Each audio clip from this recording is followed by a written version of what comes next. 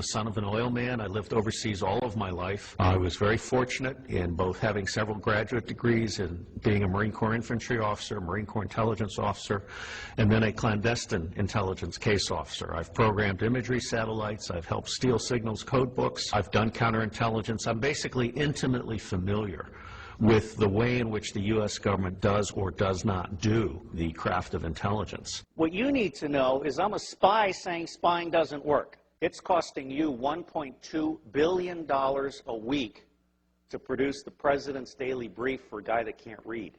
People don't realize this. Apart from the fact that NSA is 1950s mindsets with 1970s technologies, SCIC completely screwed up Trailblazer, Echelon is baloney. 80% of your signals intelligence comes from analysis of patterns. So you don't need to violate privacy. All you need to know is that Schmuckhead is calling Afghanistan once a week. General Shinseki knew exactly what was needed to make Iraq go right, and Paul Wolfowitz lied to Congress and said they'll receive us like liberators and stuff. If I had been General Shinseki, I would have grabbed Wolfowitz by the neck and thrown him down the steps of Capitol Hill. You don't let people lie like that. It's unprofessional to confuse loyalty with integrity. And we have had a failure of generalship in America. Our generals have been too eager to keep their stars and not eager enough to think for themselves and uphold the Constitution. Smedley Butler, the highest decorated Marine, said, war is a racket. War is a racket. War is a racket, and the only reason it's happening is because the American public is lethargic. Blog that. You are the Paul Reveres and Patrick Henrys of our generation. Bottom-up horizontal connection is key. Sharing at all levels, not top-down control. Public intelligence and influence is about to take off. We are about to bury rule by secrecy. Civil affairs is the focal point. The intelligence guys need to go back in their box. Bloggers, not informants, are key. The FBI is about to try and hire 2,000 informants in a Soviet police-style approach to security. That's idiocy. If you bloggers self-organize and attach yourself like leeches to specific issues, corporations, organizations, challenges, whatever, you will be the intelligence Minutemen of this century. The power is in your hands. There aren't enough guns to kill us all, and Halliburton can't build the jails fast enough to keep us down.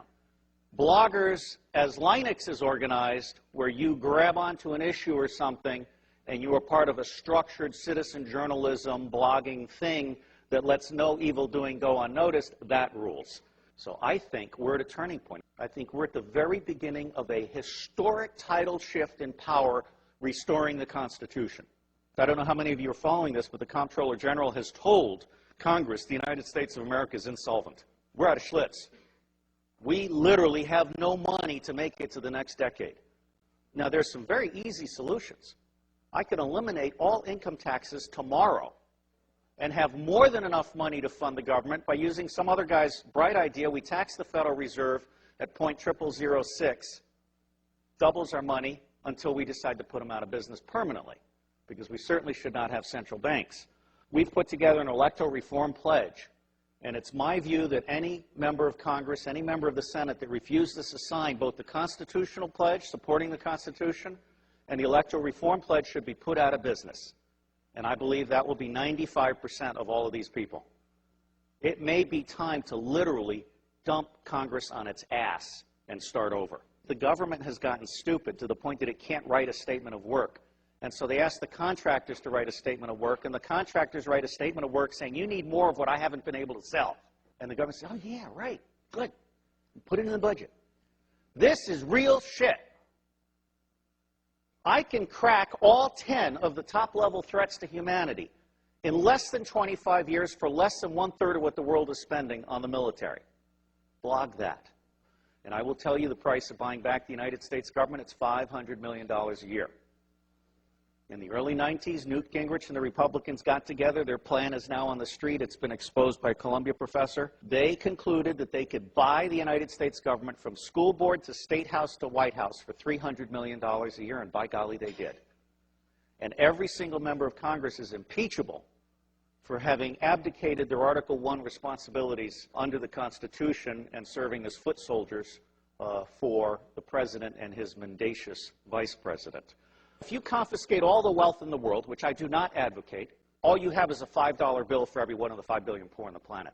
For what we have spent on the Iraq War, I could have given a free cell phone to every one of the 5 billion poor on the planet. I could have taken the 10% residual capabilities on DoD satellites, abandoned communication satellites, and I could have provided free T1 to the Southern Hemisphere. Blog that. That's the kind of stuff we have to do.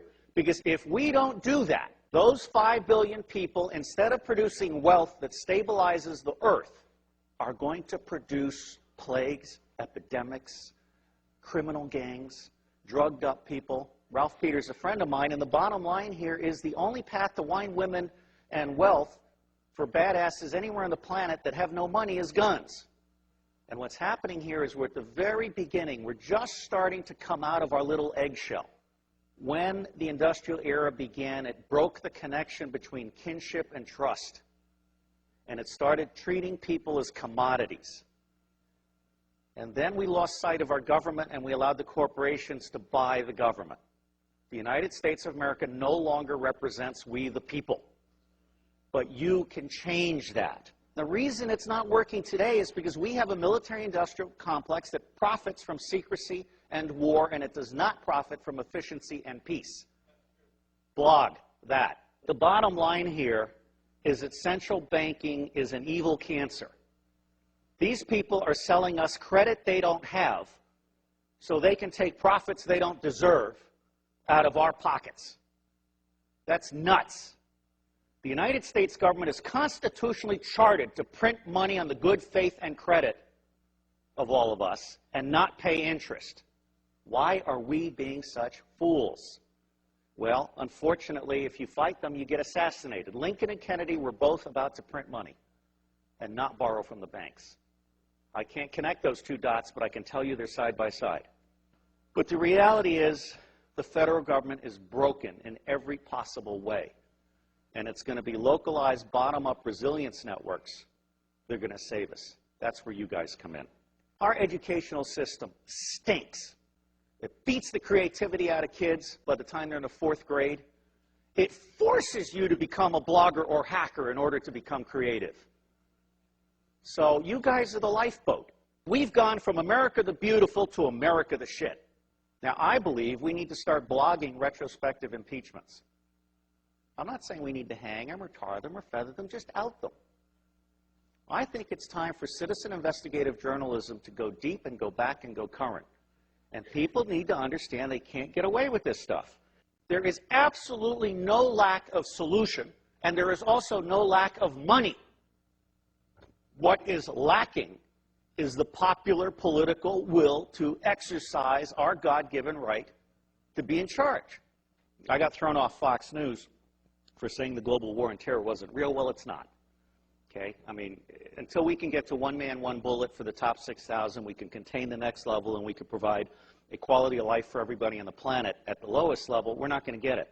The Air Force solution for terrorism is to kill one guy in an entire village, which of course creates 100 to 200 additional terrorists because of that indiscriminate war crime. It's just nuts. And it's nuts because the media isn't doing their job, and so it falls to you.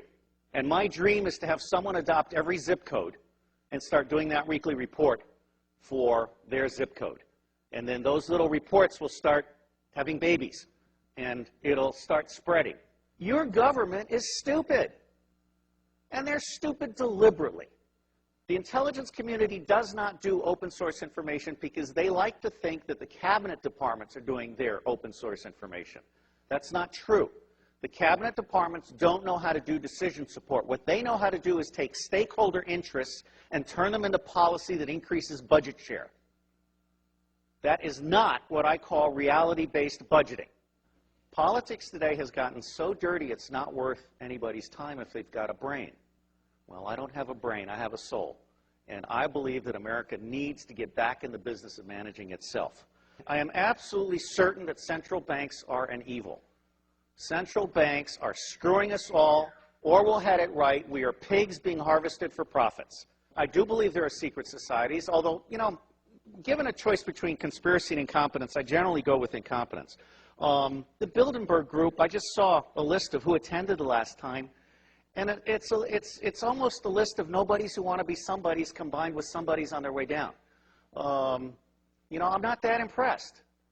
These people think they're the movers and the shakers. They're only the movers and the shakers as long as you let them be the movers and the shakers. I spent 18 years trying to help secret government agencies get in touch with unclassified information. And Tom Atlee sent me an email, and he had this little signature blog where Buckminster Fuller said, don't try and heal a broken system, create a new system that replaces it. So I'm honored to be here to set the tone for you guys. And my bottom line is, don't waste your time on the federal government. It's going away. There are 27 secessionist movements. There are 9 distinct nations in North America. I anticipate some virtual separation in the Republic. And I think that you're going to find that, like Vermont, for example, is all of a sudden going to be seen by the rest of America as exactly where we want to be, or Seattle. And so that's called the spike theory of change. As soon as one state gets it perfect, it's going to spread like wildfire.